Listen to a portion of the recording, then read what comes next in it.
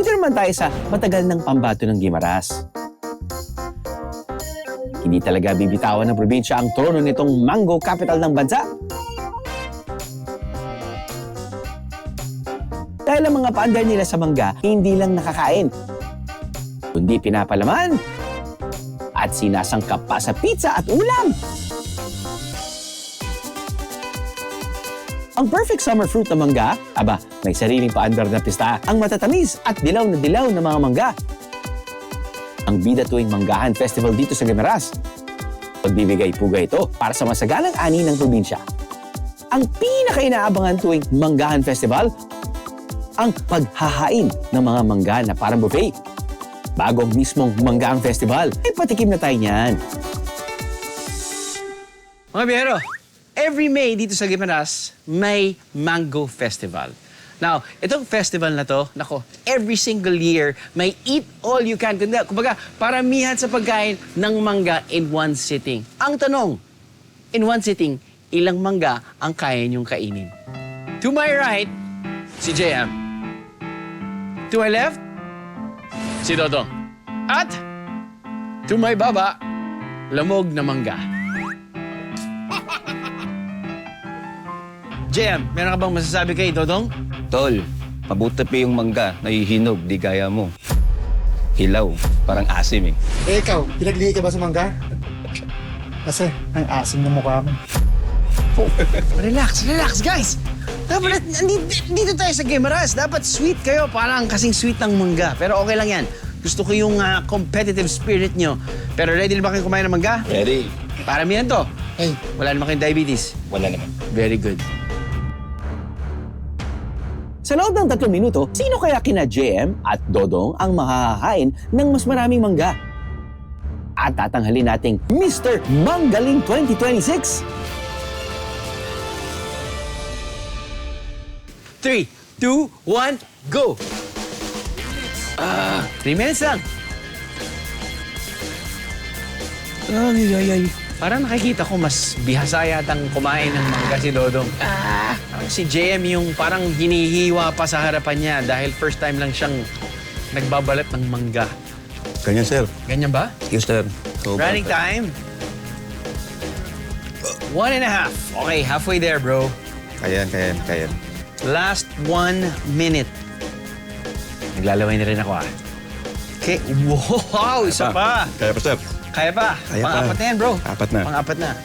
5, 4, 3. Lumabas sa ilong mo yun, 2, 1. Done! Mango's down.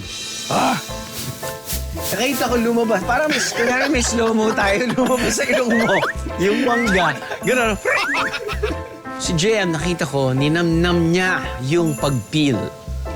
Pero hindi niya masyadong nanamnam yung pagkain ng mangga.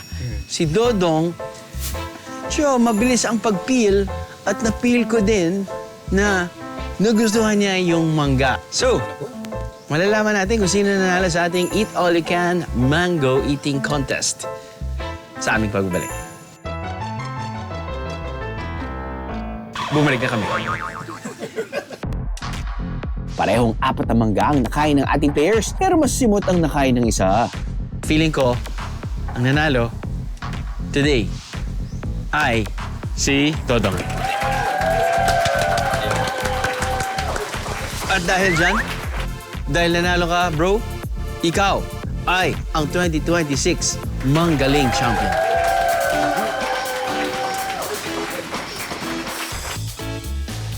Kung may eat all you can na mangga, meron din ditong lugar kung saan para bang umuulan ng mangga. At hindi lang ito basta kinakain ng fresh, Dahil from dried, jams, and drinks, meron din dito. Mango galore? Of course! Nandito tayo ngayon sa isang major supplier of our world's famous mangoes. Si Miss Guimaras 2025 na si Kirsten, napasabag sa pagsungkit ng mangga. Ito po yung tree namin dito. So, 32 years old na, grafted. So, at 115 days, that's the day talaga that we're allowed to harvest. Basta may minimum sweetness of 7 bricks. And that's how you know it's Gimaras talaga. And you know Guaranteed. po if ripe, if yung amoy is sweet na. Yes po. Yes. Ay, hala. Wait lang. 1, 2. Medyo maalay sa kamot. Bukod sa mga hitik na bunga ng mga mangga, pinaparami rin dito ang mga bubuyog na nakatutulong sa pollination o pagpapabunga ng mga mangga. Since they can only live up to 45 days, one bee's lifespan can gather up to a tablespoon's worth of nectar. Ang farm na ito, all-in-one din ang eksena dahil dito na rin ginagawa ang sari-saring mango products. Kung kulang pa ang inyong mango cravings, ang mga taga-Gimeras, inihahalo pa ang mangga sa ulam. Wanna try sisig at bulalo with mangga? Natatakam na ako sa mga pagkain na sa harapan natin. Please, bro, explain kung ano yung mga dishes na ino-offer nyo dito sa restaurant at bakit mo naisipang ilagay lahat? At lahat ba ng menu may mangga o meron din mga iba na wala? May iba rin na wala. But naisipan namin na lagyan ng mangga kasi known ang Gimaras for the sweetest mango. Correct. And also, abundant ang Gimaras na mangga. Para hindi mo mawawalan dun sa table nila yung pizza. Yung mango pizza. Yes. Galing! At saka yung mga pasta. Galing. Sige. I guess, simulan na natin tikman.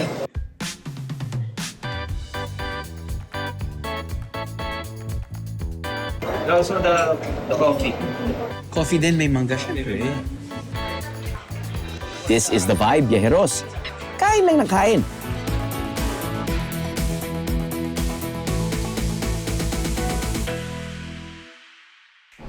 I am the meeting is a BIA. God! All you gotta do is just subscribe to the YouTube channel of GMA Public Affairs and you can just watch all the Behind the Drew episodes all day, forever in your life. Let's go! Yeehaw!